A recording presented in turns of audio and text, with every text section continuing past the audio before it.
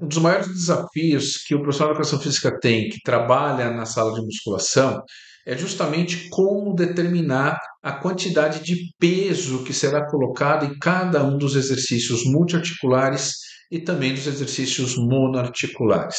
Lembrando que a quantidade de peso que você coloca nos exercícios tem relação direta com a quantidade de repetições que você fará em cada série, e isso tem, obviamente, repercussões fisiológicas específicas. Então, por exemplo, quando você coloca muito peso e o aluno faz menos repetições, obviamente que você vai ter um conjunto de adaptações fisiológicas acontecendo em função dessa alta quantidade de peso.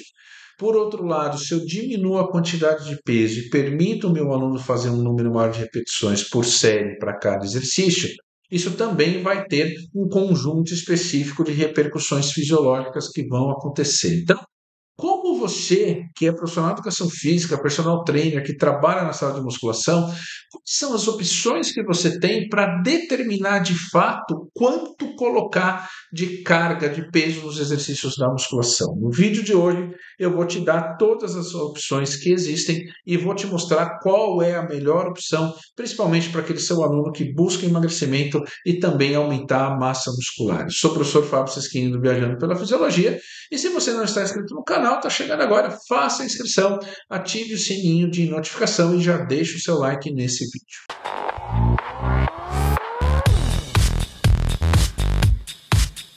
Mas é o seguinte, ó, recebi uma pergunta aqui de um inscrito do canal, muito interessante, né?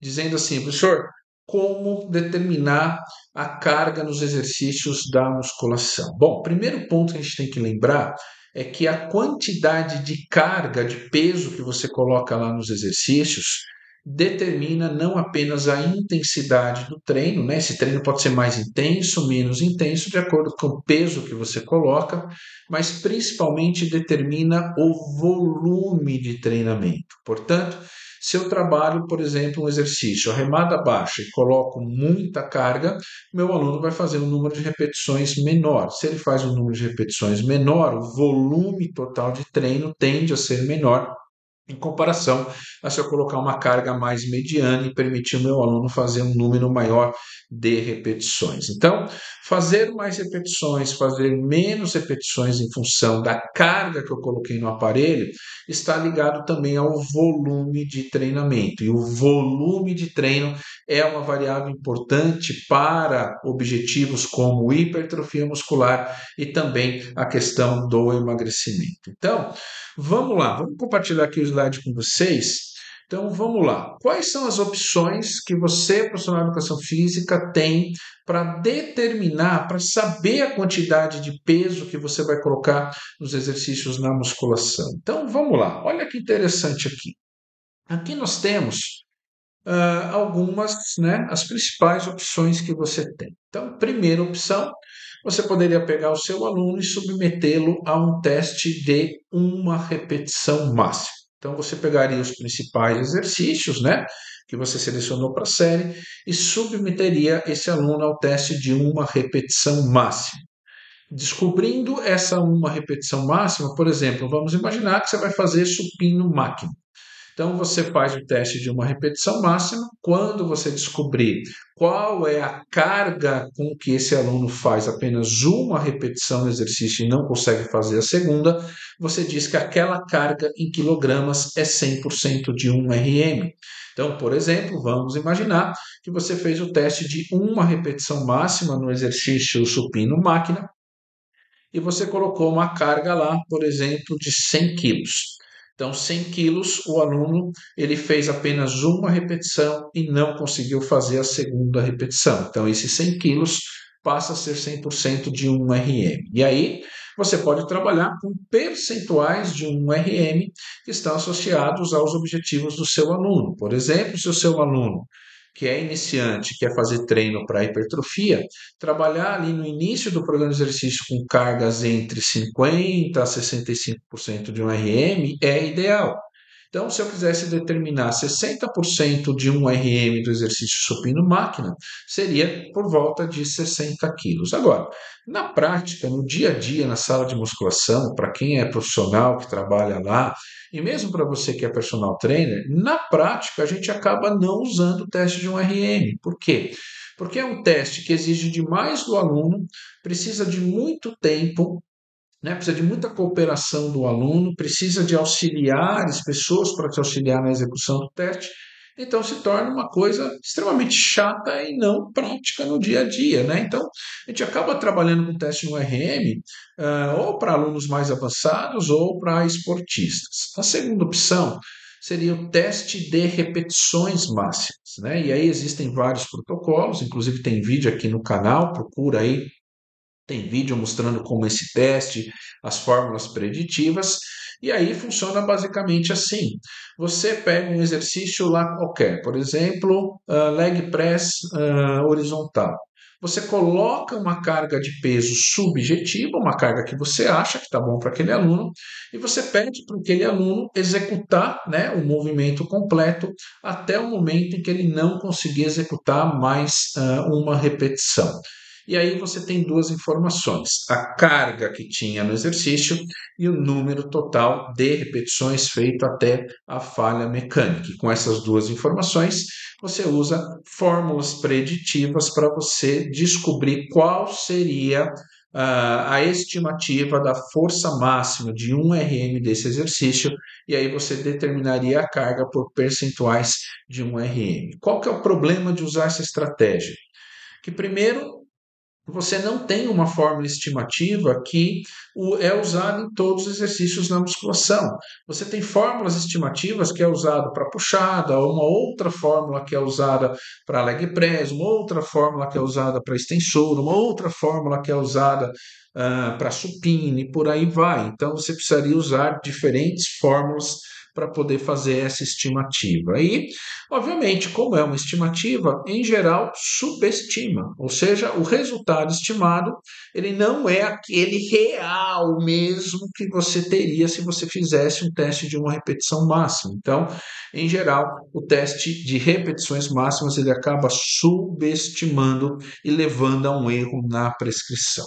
Bom, uma outra forma que você tem são as escalas de percepção subjetiva de esforço, e aí você tem a escala própria da musculação, que é a escala que vai de 0 até 10 pontos, tá? Então, 0 é repouso, 10 pontos seria o esforço máximo, seria a força máxima, e aí você seleciona uma carga qualquer, pede para o aluno fazer lá um número X de repetições e no final você pede para o aluno responder para você baseado na escala qual é a percepção de esforço dele. Então, por exemplo, vamos imaginar que eu vou fazer o pack deck, por exemplo, beleza?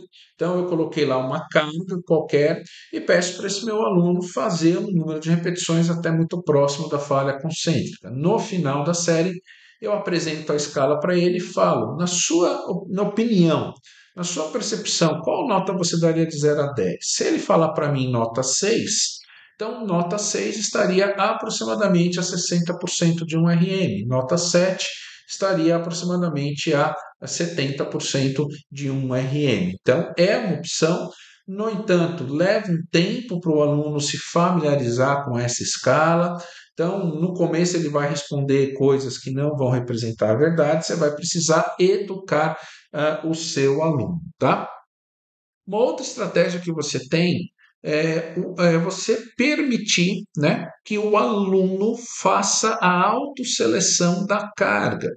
Então, o aluno chega no aparelho, ele seleciona uma carga, começa a fazer um determinado exercício, e se ele perceber que está muito leve, ele mesmo aumenta a carga. Se ele perceber que está muito pesado, ele mesmo diminui a carga.